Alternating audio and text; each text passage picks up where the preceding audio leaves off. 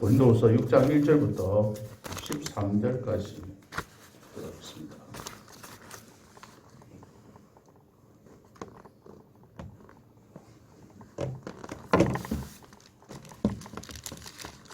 고린도후서 6장 1절부터 13절까지 함께 읽도록 하겠습니다. 우리가 하나님께 일하는 자로서 너희를 권하노니 하나님의 은혜를 헛되이 받지 말라. 이르시되 내가 은혜 베풀 때에 너희에게 듣고 구원의 날에 너를 도왔다 하셨으니 보라 지금은 은혜 받을 만한 때요 보라 지금은 구원의 날이로다. 우리가 이 직분이 비방을 받지 않게 하려고 무엇이든지 아무에게도 거리끼지 않게 하고 오직 모든 일에 하나님의 일꾼으로 자천하여 많이 견디는 것과 환난과 궁핍과 고난과 매맞음과 갇힘과 난동과 수고로움과 자지 못함과 얻지 못함 가운데서도 깨끗함과 지식과 오래 참음과 자비함과 성령의 감화와 거짓이 없는 사랑과 진리의 말씀과 하나님의 능력으로 의의 무기를 좌우에 가지고 영광과 욕됨으로 그러했으며 악한 이름과 아름다운 이름으로 그러했느니라. 우리는 속이는 자 같으나 참되고 무명한 자 같으나 유명한 자요 죽은 자 같으나 보라 우리가 살아있고 징계를 받는 자 같으나 죽임을 당하지 아니하고 근심하는 자 같으나 항상 기뻐하고 가난한 자 같으나 많은 사람을 부유하게 하고 아무것도 없는 자 같으나 모든 것을 가진 자로다. 고린도인이여 너희를 향하여 우리의 입이 열리고 우리의 마음이 넓어졌으니 너희가 우리 안에서 좁아진 것이 아니라 오직 너희 심정에서 좁아진 것이니라. 내가 자네에게 말하듯 하노니 보답하는 것으로 너희도 마음을 열리라. 아멘. 하나님과 함께 일하는 자라는 제목으로 말씀드리겠습니다. 오늘은 지금 사순절 기간입니다. 사순절 잘 알고 계시지만 사순절이 어떤 기간인지 한번 제가 잠깐만 살펴보겠습니다. 부활절 전까지 40일 기간입니다. 그러니까는 거기에 중간에 6번의 주일이 있습니다. 6번의 주일을 빼야 됩니다. 그 주일날은 빼고 6번의 주일을 제외한 40일 동안의 기간을 말합니다. 그 부활절이 오기 전까지. 원래 부활주일은 4월 첫 주일입니다. 그래서 4월 첫 주부터 역으로 이렇게 환산해서 올라가면 6번 주일을 지나고 가면 2월 17일 수요일이 그때부터 부활절 전날까지가 40일이 됩니다. 사순절이 시작되는 수요일을 천주교나 또 다른 교단에서는 제의 수요일이라고 해서 지키기도 합니다. 그 제의 수요일이라는 말은 옛날에 이 시작할 때 아주 오래전에 모인 무리들에게 참여의 상징으로 이마에 제를 뿌렸다고 합니다. 그 제는 종려나무 가지를 태운 그 제를 가지고 이마에다가 십자가를 그려주기도 하고 하는 행태로 옛날 우리 구약 성경에도 보면 해결기도 할 때 보면 제를 무릎 두르쓰고 이런 말들이 있잖아요. 그러한 행식으로 했던 것 같습니다. 그래서 수요일부터 항상 시작이 되니까 지난 40일 동안의 그 기간을 사순절이라고 합니다. 이 영어로 렌트라고 하는데 이 어원이 그냥 단순히 봄철이라는 뜻이 있답니다. 영어로는. 그러니까 사순절이 있는 그 계절은 항상 봄이기 때문에 붙이진 이름이기도 하는데 어떤 새 생명이 시작된다 하는 그런 의미를 붙이기도 합니다. 이 사순절이라는 것을 뭐 어떻게 지키고 이게 어떻게 만들어졌는지 역사적으로 한번 살펴보면은 처음에는 이 예수 믿는 사람들이 세례를 받을 때 단순히 교회 나온 지 6개월 됐으니까 우리 지금은 대개 보면 학습을 주고 또 6개월이 지나면 세례를 줍니다. 그리고 기간을 따지보면 1년 되면 거의 1년이 안 되어서 세례를 받는 경우들이 참 많이 있습니다. 그런데 옛날에는 약 3년 동안 교육을 시켰답니다. 그리고 세례를 받지 않으면 주기도문으로 기도도 못했다고 합니다. 그럴 정도로 굉장히 주기도문들도 굉장히 신성시하고 세례를 한번 받는 것들을 굉장히 어떤 엄격하게 했다고 합니다. 그래서 이 40일 동안에 세례를 받을 때가 주로 부활절과 세례를 받는데 40일 동안에 금식하고 기도하고 갱건하게 준비를 하는 기간으로 삼았다 합니다. 그러니까 세례를 받기 전에 40일 동안에 그런 기도를 했다고도 합니다. 이게 뭐 중간에 또 내려오면서 변질돼 가지고 너무 형식적으로 흘러서 또 때로는 없애기도 하고 그래서 어떤 교단에서는 특별히 사순절에 대해서 굳이 말씀을 안 하는 교회들도 많이 있습니다. 어쨌든 이 사순절 기간 동안에 성도님들은 어떤 게 지나는 것이 좋을까요? 어쨌든 주님의 십자가를 생각하면서 우리가 회개하고 또 절제하고 또 금식하고 깊은 명상과 갱건한 생활을 통해서 순환의 길을 걸어가신 주님을 기억하면서 그 은혜에 감사하는 시간을 가져야 합니다. 어떤 교회에서는 미디어를 음식이 잘 안 되면 미디어를 금지하자 해서 텔레비전 보는 거 또는 휴대폰에서 뭐 유튜브 방송을 보는 이 미디어들을 좀 끊고 온전히 하나님 앞에서 말씀을 보고 있는 그런 기간으로 삼는 교회들도 있습니다. 어쨌든 이 사순절을 우리가 보내면서 오늘 이 말씀도 사순절과 연관을 지어서 한번 말씀을 드려보고자 합니다. 6장 1절에 보면은 하나님과 함께 일하는 자로서 이런 말들이 있습니다. 이 하나님과 함께 일하는 자들 쭉 지금까지 고린도후서를 우리가 쭉 지켜보고 왔습니다만은 이 고린도 교회 성도들이 바울이 전도를 하고 교회를 세우고 난 뒤에 항상 바울은 교회를 세우고 난 다음에 그곳에 계속해서 심부를 한 게 아니고 항상 그곳을 또 맡기고 또 다른 데 가서 교회를 개척하고 하지 않았습니까? 떠나고 난 뒤에 거짓 선지자들이 들어와서 이 사도 바울에 대해서 엄멸을 합니다. 이 사람은 사도가 아니다. 그래서 추천서가 없다. 그렇게 다들 추천서 가지고 다니는데 바로 사도는 아니다. 또 이 사도는 보통 예수님의 제자들을 사도를 하는데 자기가 제자라고 한다. 또 사도는 예루살렘 교회에서 파송이 됐는데 자기는 안디옥 교회에서 파송되었으면서 제자라고 한다. 그러니까 제자가 아니다. 그 사람 말 들을 필요 없다. 이런 이야기들을 듣고 이 고린도 교회 성도들이 의심을 하기 시작을 합니다. 그래서 이 고린도후서는 거의 자기 자신이 사도라는 것을 증명을 해왔습니다. 그래서 지금까지 우리가 살펴본 것처럼 고린도후서 2장 15절에서는 그리스도의 향기다. 나는 그 다음에 3장 3절에는 그리스도의 편지다. 또 나는 새 언약의 일꾼이다. 또 질그릇에 담긴 보배다. 또 지난번 우리가 같이 공부할 때는 화목하게 하는 직분을 받은 자다. 이런 식으로 소개하면서 자신이 하나님 앞에서 사도라 임을 증거하였습니다. 이제 사도 바울은 자신을 하나님과 함께 일하는 자라고 소개하고 있습니다.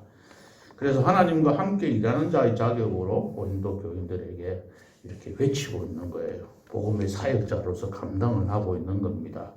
이 하나님과 함께 일한다는 자는 말하는 것은 이 앞에 보면 5장 18절에 보면 이런 말씀 있잖아요.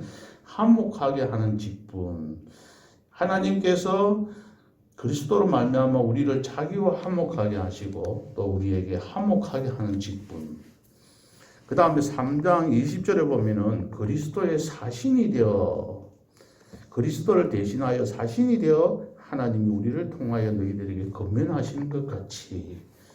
그 다음에 고린도후서 3장 9절에 보면 이런 말씀이 있어요. 하나님의 동력자들이요 너희는 하나님의 밭이요 하나님의 집이니라 하고 있습니다. 하나님과 함께 일한다는 말은 하나님의 동력자라는 이야기입니다. 하나님과 함께 같은 일들을 하는 것이죠. 우리들도 목사님만 이렇게 주의 일을 하는 사람들만 동력자가 아니라 우리 모든 사람들이 다 하나님과 함께 일하는 자고 하나님과 함께 속해 있는 사람들입니다.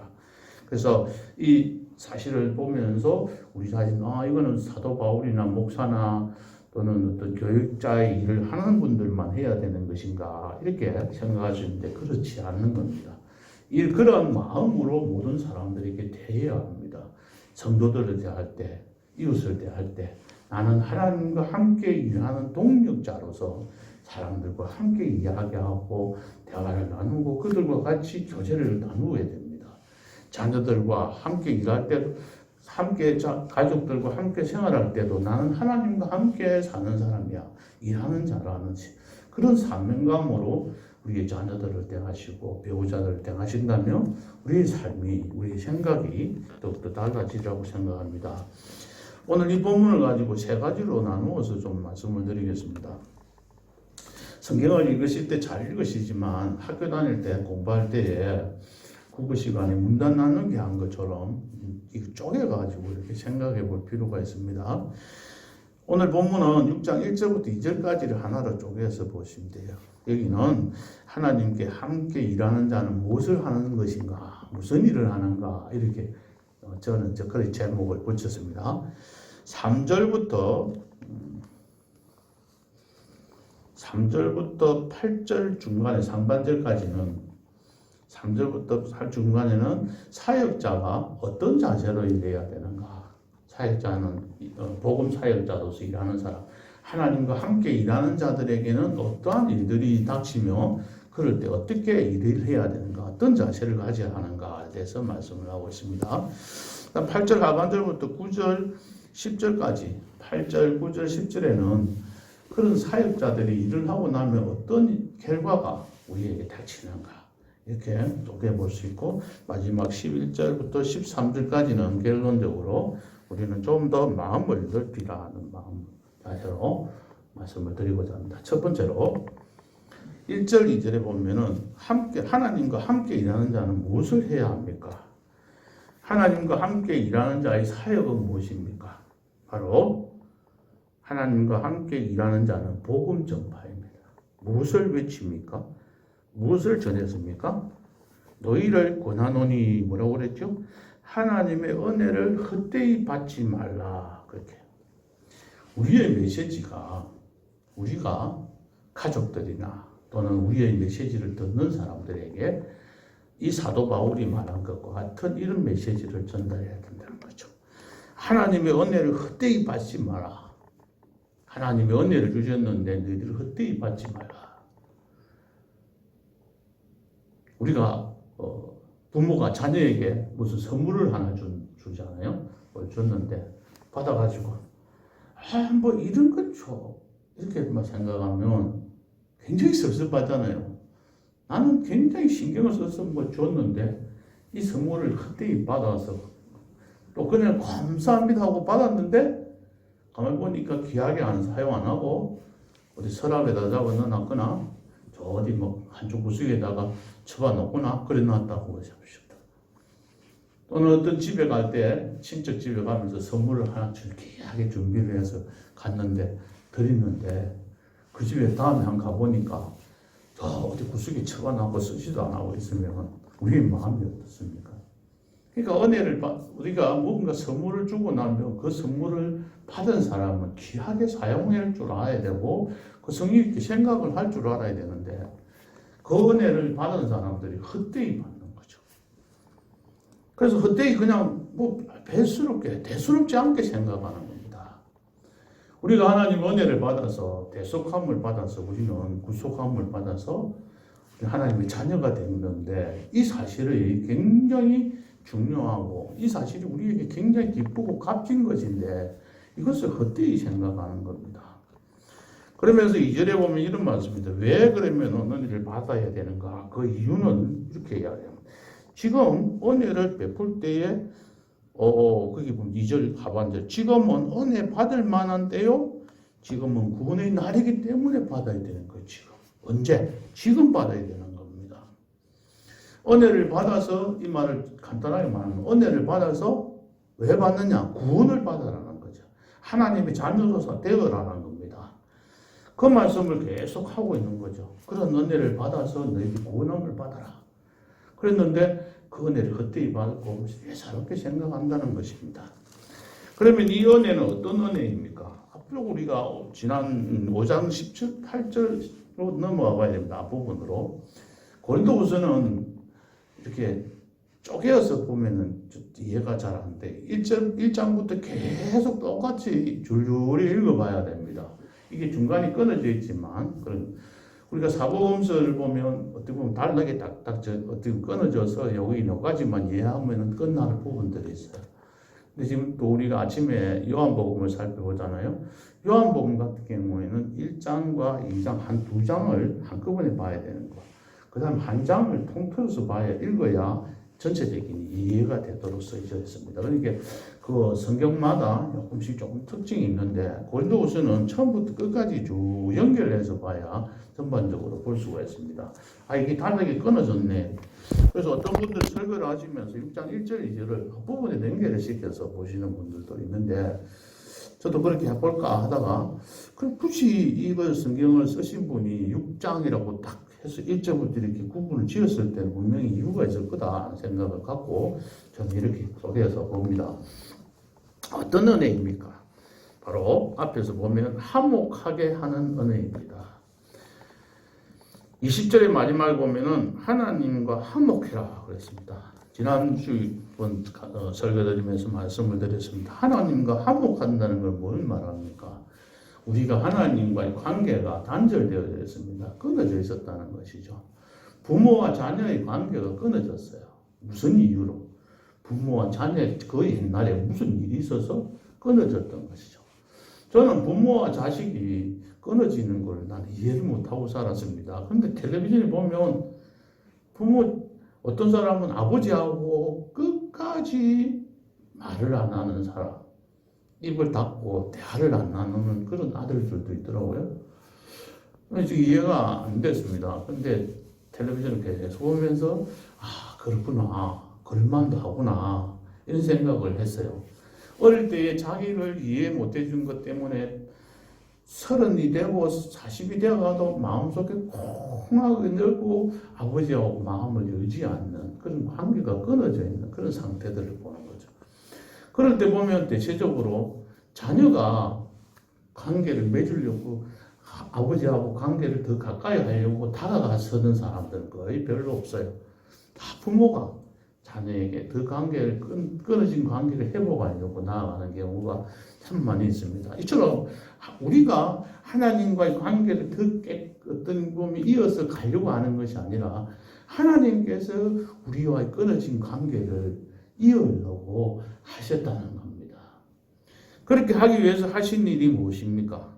바로 그게 우리에게 은혜라는 말입니다. 부모님이 우리에게 가까이 하려고 다가왔던 은혜와 같이 하나님께서 우리들을 하나님과의 관계를 이으려고 하나님께서 다가오신 겁니다. 어떻게 하셨죠? 5장 20절에 쭉 나옵니다. 한번 같이 읽어보 5장 21절 한번 보겠습니다. 하나님이 20절부터 21절까지 같이 읽겠습니다. 그러므로 우리가 그리스도를 대신하여 사신이 되어 하나님이 우리를 통하여 너희를 권면하시는 것 같이 그리스도를 대신하여 간청하노니 너희는 하나님과 화목하라. 21절 하나님이 죄를 알지도 못하신 이를 우리를 대신하여 죄로 삼으신 것은 우리로 하여금 그 앞에서 하나님의 의가 되게 하려 하시니라. 이 말씀이 간단하게 표현이 되어 있는데 굉장히 큰 말씀들을 이렇게 생각을 해봐야 됩니다. 하나님은 사도 바울을 이렇게 통해서 하나님과 화목하라고 하셨는데 화목하게 하시기를 또 하나님께서는 원하시는 거죠. 그래서 어떻게 하셨습니까? 죄를 알지도 못하시는 일을 이렇게 해서 죄를 알지도 못하시는 일을 우리를 대신하여 죄로 삼으셨다고 했습니다. 여기에서 보면 예수님을 죄인으로 만드신 것은 아니에요.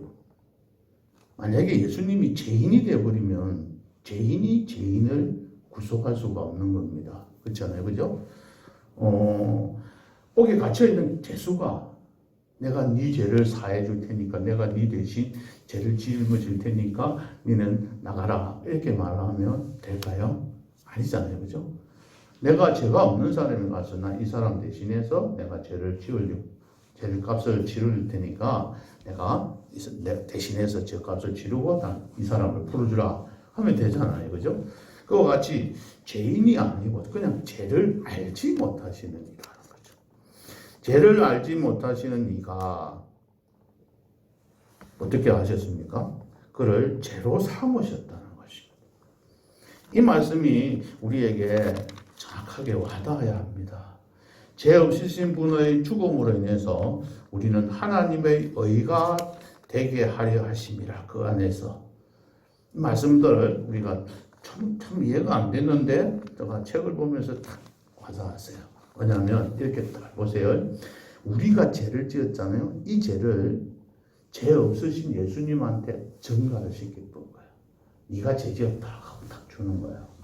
그러면 어떻게 반대로 거꾸로 예수님은 죄가 없잖아요. 그 예수님의 의가 나에게로 오는 거예요. 그러니까 나는 죄를 주고 예수님은 예수님의 의를 나에게 주신 거예요. 그러니까 나는 죄가 있는 겁니까? 없는 겁니까? 예? 있는 겁니다. 죄가 있는 겁니다. 죄가 있는데 죄가 없는 것처럼 인정을 해주신다는 거죠. 죄가 없는 것으로 인정해 주는 거죠. 그러니까 나의 죄는 예수님한테 덮으셔 보이고 예수님의 그 의가 나에게 와서 내가 의롭게 되어졌다는 거죠. 그걸 칭의라고 하지 않습니까? 그러니까 예수님께서 이 땅에서 오셔서 죄가 없으신 몸으로 오셔가지고 나에게 나의 죄를 대신해서 짊어져서 나를 죄 없다고 해서 여기 21절 마지막에 보면 뭐라고 했어요? 하나님의 의가 되게 하셨다. 칭의입니다. 칭의. 우리를 어렵다고 인정해 주신 겁니다. 우리를 그래서 어렵지 않으면은 하나님과 만날 수가 없는 거죠. 하나님과의 관계를 가질 수가 없는 겁니다. 하나님 앞에서는 죄의 몸으로 나아갈 수가 없는 것이죠. 그래서 구약시대 때는 전부 다 자기의 죄를 사하기 위해서 인위적으로 양도 죽이고 소도 잡고 그 피를 대가로 내가 구속함을 받아서 그 죄가 없다고 그래가지고 하나님 앞에 나아갔지 않습니까? 그리고 하나님 앞에 나아갈 때 내가 스스로 하나님을 나아가지 못하고 항상 제사장을 통해서 나아갔었습니다. 그러나 지금은 다르듯이 사정이 다르지 않습니까? 우리가 직접 예수님을 통해서 하나님 앞에 나아갈 수 있는 그러한 축복들을 우리가 받았다는 겁니다. 이러한 것이 바로 은혜라는 거죠. 이런 하나님의 은혜를 받고 우리가 의롭다고 인정받아서 하나님의 자녀가 되고 하나님의 백성이 되고 하나님의 자녀로서 살 수 있는 양자로서 살 수 있는 그러한 축복을 우리에게 주셨는데 우리는 그것을 헛되이 받아서 알지도 못하고 그 복을 누리지 못하고 살아가고 있으니 이 사도 바울은 계속해서 하나님의 은혜를 헛되이 받지 말라고 하는 겁니다. 하나님의 은혜를 언제 받아야 됩니까? 지금 바로 이 시간에 하나님의 은혜를 받아야 합니다. 이 시간에 우리가 헛되이 받았으면 다시 마음을 새롭게 해서 그 은혜를 우리가 항상 내가 하나님 앞에서 받은 그 선물을 귀하게 생각하고 나아가야 합니다. 두 번째로 하나님의 은혜를 하나님과 함께하는 사람들은 어떻게 사역을 합니까? 오늘 3장에 보면 이 말씀이 있습니다. 이 사도 바울은 우리가 이 직분이 비방을 받지 않게 하려고 무엇이든지 아무에게든지 거리끼지 않게 하고 이 말이 여기에 8절까지 있는 말씀에 가장 주된 말씀입니다. 가장 중심이 되는 말입니다. 학교 다니실 국어 시간에 중심말, 그 문단의 중심말 이렇게 해가지고 찾아서 이렇게 줄도 긋고 하지 않습니까? 여기에서 가장 중심된 말은 화목하게 하는 그 직분이 비방을 받지 않게 하려고 무엇이든지 아무에게든지 거리끼지 않게 했다는 겁니다. 우리의 삶의 목표가 이래야 된단 말이에요. 두 번째 방향은 뭐냐면 모든 일에 하나님의 일꾼으로 자천했다는 겁니다. 내가 스스로 나아갔다는 겁니다. 누가 시켜서 누가 안 나오면 목사님 안 나오면 목사님이 자꾸 뭐라고 하시니까 이렇게 나오는 게 아니라 내가 스스로 자천해서 모든 것들을 이기고 모든 힘들고 어려운 일이 있어도 그것을 이겨내어서 나아보는 것입니다. 저는 어릴 때부터 교회를 아버지, 어머니 뱃속에 있을 때부터 교회 다니면서 살면서 늘 아버지가 꼭 꾸중 안 하는데 마지막 한 가지 꾸중하는 거 교회 안 가면 수요일날 교회 안 갔다고 한번 혼나게 나가지고 그래서 꼭 그것만은 좋은 거는 아니라는 생각도 해봤어요. 그래서 마산에 고등학교부터 마산을 다녔는데 고등학교 다닌 3년 동안 교회를 하나도 안 나갔어요. 자유를 누리면서 살았습니다. 그러니까 너무 강제적으로 이렇게 누가 시켜서 하다 보니까 내가 나의 마음에 기쁨이 없는 거죠. 억지로 다니다 보니까 이제는 해방되고 나니 교회 안 가니까 그게 좋더라고요. 한 1년 좋게 생각했는데 2년째, 3년째부터는 주일만 되면 괴로워요. 마음이 편하지를 않더라고요. 그러다 어쩌다가 한번 갔다 오고 나면 좀 마음이 편해서 나가기도 하고 그렇게 했습니다. 어쨌든 제가 모든 일에 이 사역하는 자는 내가 이 하는 모든 행동 때문에 복음의 비방을 받든 일은 되지 않을까. 남한테 거리낌이 되는 것은 아닐까. 무엇이든지 아무개든지 거리끼게 되는 것은 아닐까. 여기에 대해서 항상 고민하고 살아가야 한다는 것입니다. 우리 성도들이 자유를 얻지만은 내 마음대로, 내 하고 싶은 대로, 내가 말하고 싶은 대로 말하고, 내가 행동하고 싶은 대로 행동하지 못하는 이유가 바로 이것이 비방을 받을까 봐서. 항상 이것 때문에 바울은 노심초사하고 생각을 했다는 겁니다. 오직 모든 일에 하나님의 일꾼으로 자천했다는 겁니다. 내가 스스로 이 두 가지를 꼭 기억을 하십시오. 그래서 억지로 하지 맙시다. 그리고 순전히 내가 스스로 나서서 자발적으로 했으면 좋겠습니다. 그런데 거기에 보면 그 내용이 있는데 어떻게 했냐면은 4절에 많이 견뎠다 그랬어요. 많이 견뎠다. 그래서 세 번째로 이야기하면 많이 견딘 거죠. 힘들고 어려운 일들이 참 많았습니다. 근데 사도 바울은 사역을 하면서 이 세 가지를 꼭 지킨 거죠. 어찌든지 내가 하는 말 때문에, 내가 하는 행동 때문에, 내가 하는 어떤 태도 때문에, 나와 관계는 어떤 관계 때문에 하나님의 복음이 전파가 되는 일에 방해가 되지 않도록 해야 되겠다. 두 번째는 모든 일을 자천해서 해야 되겠다. 세 번째는 모든 것을 견디면서 해야 되겠다. 이 견딘다는 것은 뭘 말하는가요? 이 견딘다는 것은 히포모네라고도 이야기하는데요. 아래에 머물러 있다는 뜻입니다. 어떤 아래에 머물러 있다는 겁니다. 이 짐이, 큰 짐이 있는데 내 위에 짐이 이렇게 눌러 있으면 그대로 가만히 그 안에서 가만히 있다는 거죠. 뭐가 내가 자고 있는데 배 위에 뭐 짐이 눌러져 있으면 떨쳐버릴 거잖아요. 그죠? 막 귀찮아가지고. 근데 그것을 움직이면서 죽은 게 가만히 그대로 있는 거예요. 그러니까 고난이 온다고 해서 내가 그 고난을 벗어버리려고 막 안간힘을 쓰는 것이 아니라 그 고난 밑에 가만히 그대로 있는 거예요.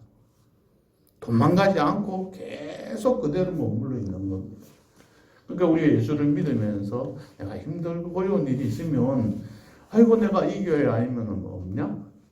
또는 뭐 내가 굳이 교회 이래 다녀야 되냐? 이런 생각을 하는 것이 아니라 그 고난 속에서 계속 도망가지 않고 머물러 있는 상태가 견디는 것입니다. 어떤 것을 견뎠습니까? 여기 보면은 환난과 궁핍과 고난과 매맞음과 갇힘과 난동과 수고로움과 자지 못함과 묻지 못함, 이렇게 이야기를 9가지를 이야기하고 있는데 앞부분에 있는 3가지는 주로 환난, 궁핍, 고난. 이것은 환난은 내가 육체적인 것뿐만 아니라 정신적인, 영적으로 막 압박을 받는 거예요. 그 다음에 궁핍한 거는 끊임없이 다가오는 고통을 말하는데 어떻게 처신해야 될지 모를 정도로 힘든 그런 상황들. 곤란은 좌절을 하게 만들고 그 강요하는 그런 상황을 말합니다. 이렇게 일반적인 이런 상황들을 말을 하고 있고, 외부적인 고난은 매맞음, 갇힘, 난동. 그 다음에 내부적인 거는 수고로움, 자지 못함, 먹지 못함, 이런 것들입니다. 그 내용들에 대해 자세하게 말씀을 드리는 경우 생략하겠습니다. 그러한 어려움들을 참고 이겨낼 수가 없는 그런 힘든 상황 속에서도 매를 엄청나게 많이 41 감암매를 5번이나 맞고 태장을 3번이나 맞는 이런 정도의 고통을 당하는 그 속에서도 불평하거나 원망하지 않고 그 고통 속에 그 아래에 가만히 도망가지 않고 머물러 있었다는 겁니다. 그럼 어떻게 했습니까? 6절부터 보면은 깨끗함과 지식과 오래 참음과 자비함과 성령의 감화와 거짓이 없는 사랑과 진리의 말씀과 하나님의 능력으로 의의 무기를 좌우에 가지고 살았다는 것입니다. 그러면서 8절에 보면 영광과 욕됨으로도 그랬고 영광을 받을 때도 있었고 욕됨을 받았을 때도 그랬고 그리고 또 악한 이름과 아름다운 이름이라고 했는데 악한 이름이라는 것은 비난을 받는 거예요. 오해를 받는 거죠.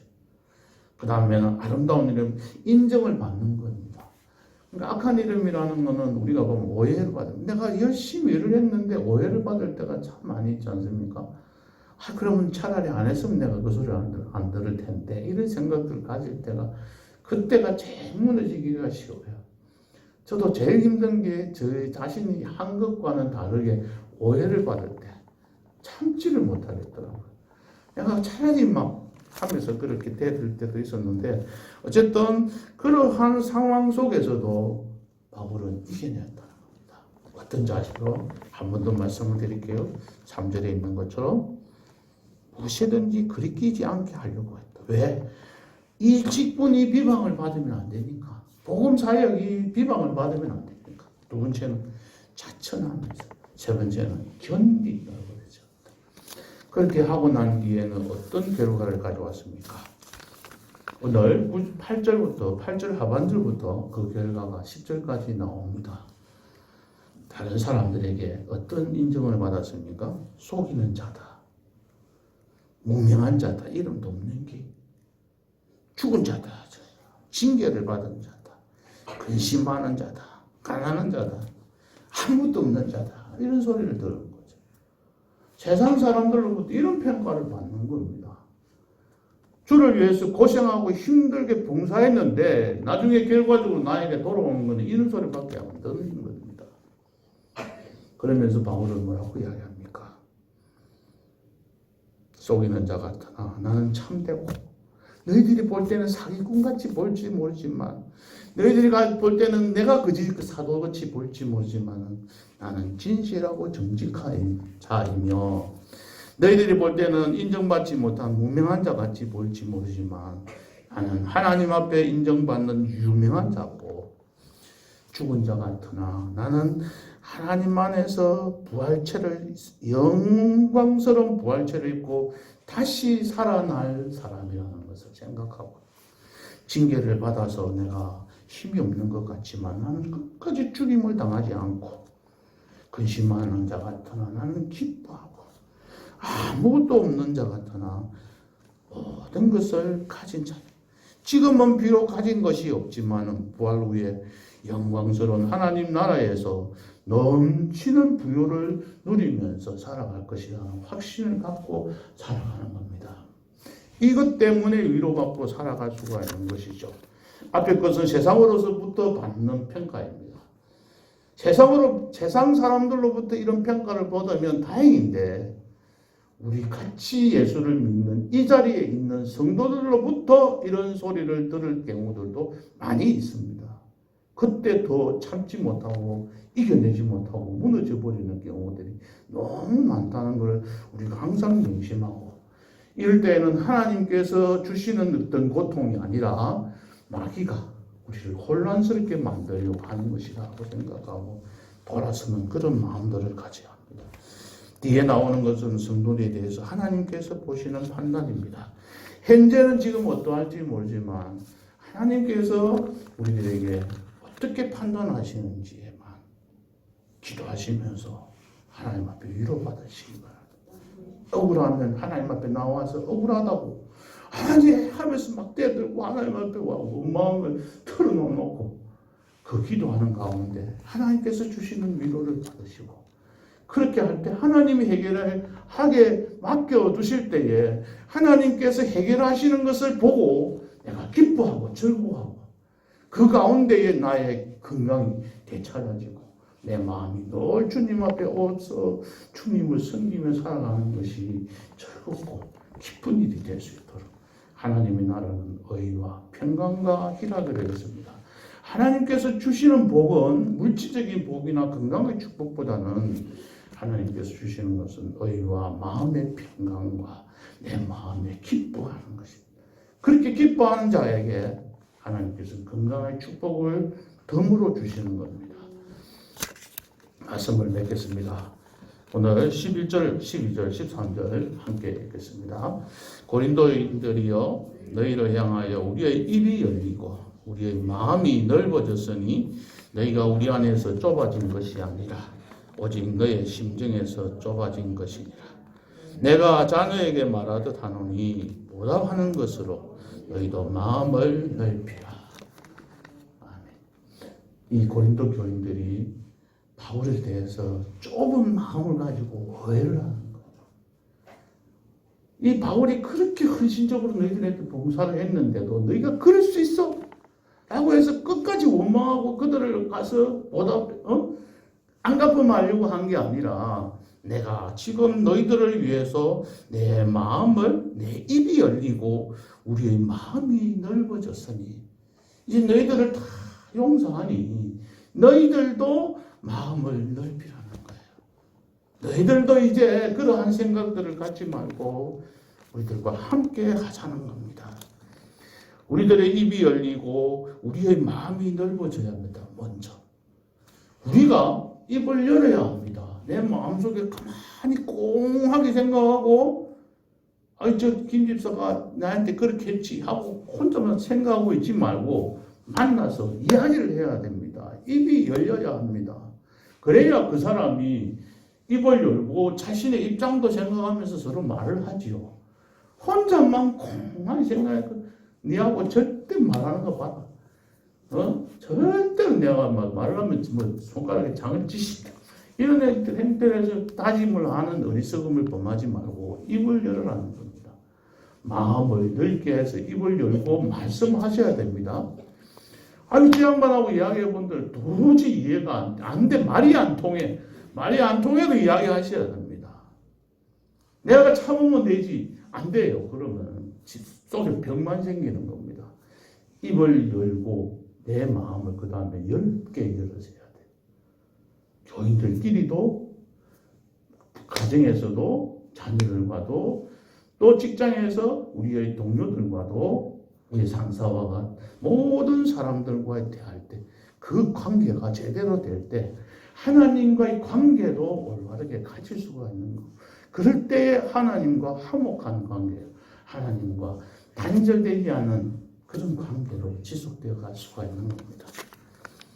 오늘 사도 바울은 다 이야기들 끝내고 난 다음에 내가 입을 열었고 내가 마음을 넓혔으니 너희들도 보답하는 것으로, 내가 한 것처럼 너희들도 보답하는 마음으로 너희들도 마음을 넓히라고 간절하게 이야기를 하고 있습니다. 우리의 마음 상태에 따라서 우리의 행동이 달라집니다. 내가 어떤 생각을 갖고 있느냐에 따라서 그 사람의 말과 행동이 달라지는 것들은 여러분들이 알고 계십니다. 우리 마음이 다치면 편견이 생기고 또 왜곡된 시선으로 상대방을 보게 됩니다. 그러므로 인해서 사람들과의 관계가 자꾸 멀어집니다. 그래서 멀어졌다고 생각하는 사람이 누가 있습니까? 심정순 집사님 누구하고 가장 멀어졌습니까? 내가 멀어졌다고 생각하는 사람, 내하고 말하기가 힘든다고 생각하는 사람과 다가가셔서 기도하시고 다가가셔서 그분에게 입을 여시고 내 마음을 더 넓게 가지셔서 함께 너도 마음 열고 같이 이야기하자 해서 서로를 풀어가시면서 서로의 좋은 아름다운 성도의 그러한 교제를 나누는 그런 복된 성도들의 삶이 계속되어질 때 하나님께서 더욱더 필요한 것도 더 많이 베풀어 주시리라고 생각합니다. 오늘 말씀 통해서 하나님과 함께 일하는 자들입니다. 하나님과 함께 일하는 자들은 하나님께서 베풀어 주신 은혜를 헛되이 받지 마시고 항상 마음 가운데 생각하시면서 기뻐하면서 감사하면서 하나님 앞에 드려야 합니다. 이 시간에 함께 기도하겠습니다. 기도하시면서 이거 제목을 두고 우리 자신들은 어떻게 살아왔는지, 하나님 은혜를 내가 헛되이 받지는 않았는지, 또 하나님 은혜를 헛되이 받지 말라고 내가 다니면서 복음을 전파하는 삶을 살아갔는지 생각하면서 기도하시고, 두 번째는 내가 신앙생활을 하는 가운데서 나는 하나님의 복음이 전파되는 일에 그리낌은 없었는지 생각하고, 회개할 것이 있으면 회개하고, 또 자천하고, 항상 우리 자신들이 고난을 많이 겪지만 그 고난을 견디면서 하나님 안에서 하나님이 나에게 어떻게 말씀하시는지 거기에만 귀를 기울이시고, 하나님이 나에게 꾸중하지 않으시면 사람들이 무슨 소리를 하든지 간에 내가 거기에 굴하지 아니하고 그만 벤치 아니하고 하나님 앞에 나아가서 남들이 볼 때는 아무것도 없는 가난한 자 같지만 부유한 사람이다 그런 생각을 갖고 모든 것을 가진 자로서 마음을 더 넓게 사람들을 대하면서 그런 아름다운 관계를 갖게 해달라고 함께 기도하시겠습니다. 하나님 아버지, 오늘도 귀한 말씀 주셔서 말씀 통해서 은혜 받게 해주셔서 감사합니다.